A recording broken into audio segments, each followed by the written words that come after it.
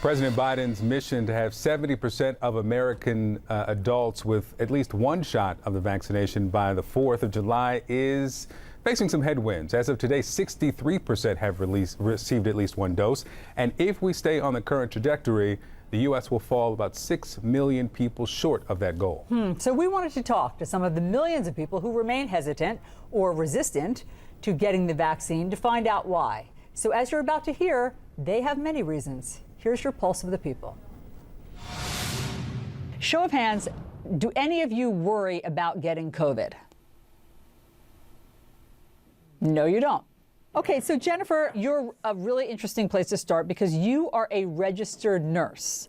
And so you, as I understand it, worked in a COVID unit. You saw the worst of the worst, and I would think that you would want to get the vaccine as soon as it's available, but I know that you have hesitance. Basically, I just want some more research. We've been seeing a lot in the hospital, like just between, the patients and the employees that I work with, we're seeing a lot of adverse reactions after Pfizer, Moderna, and J&J.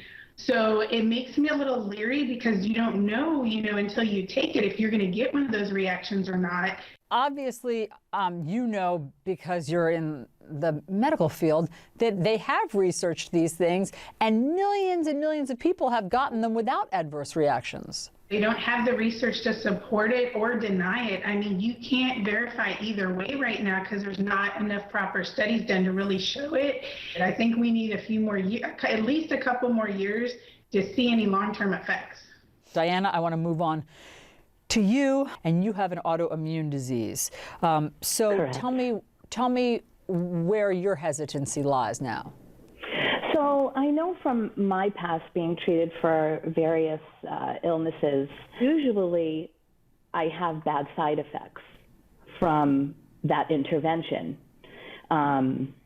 And that, for me, that was my hesitancy, that I didn't want to exacerbate my Crohn's disease because I've been in remission for so many years. Okay, quick, let's move on to you. Tell us your hesitancy about vaccines.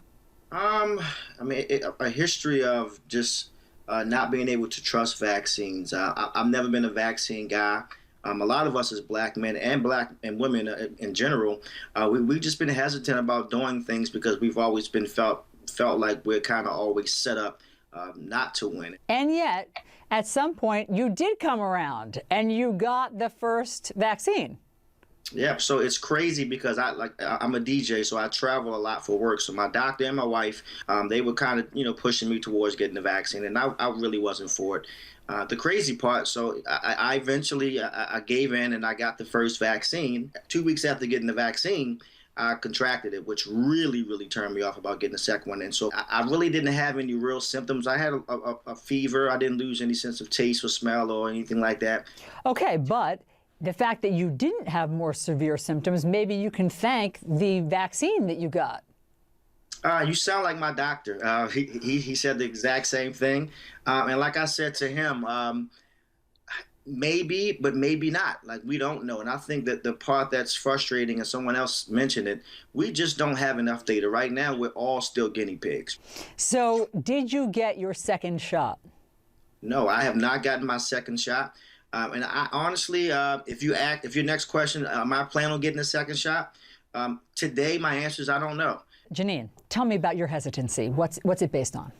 I had COVID in February, so I have natural immunity. There's no reason for me to get the vaccine. There's no reason for me to take the vaccine doses from vulnerable people in this country or in other countries who need it more than I do. You just don't know how long your natural immunity will last. You don't know how long the immunity from the vaccine lasts. This is taken on a religious mentality, in my opinion, on the progressive liberal side of the spectrum. Has this experience with COVID changed your politics? Yes, it's changed my politics. Now I'll vote for anybody who cares about civil liberties and who doesn't allow the trampling of our rights that we've seen over the past year. Jennifer, I see you applauding, so tell me your thoughts. I'm loving hearing her talk right now. Everything she says, I basically agree with. I was really applauding the young lady who said something about just taking away our First Amendment rights. Not only am I a DJ, I am a club owner. So what this did to businesses, A lot of businesses will never recover. I know the government tried to do certain PPP, but all the big major billion-dollar and Fortune 500 companies, they got all the big grants. And for a lot of our small businesses, especially black-owned businesses, we were left with crumbs, and you get what you can get, and now you got to pay it back. I mean, it just, all of this has become so unfair and so political, and I think that's why there's this distrust, because we see that people are doing things now not for health reasons but for business reasons. And last, Jennifer, your boss says that everybody needs to get the vaccine by June 7th or lose their job. Are you willing to lose your job as a result of not getting it? Absolutely. I've actually had multiple companies reach out to want to hire me now because they respect the fact of what an advocate I'm being. And I am totally prepared to lose my job. She's willing to lose her job for something she believes in. I respect that more than someone who does something just because the world says it's the right thing to do. Okay, so next, Victor, we're going to add an interesting voice to this panel. All right. One of the hardest working emergency room doctors in the country is going to join that conversation to tell them what he's dealing with and to tackle their pushback. That's next.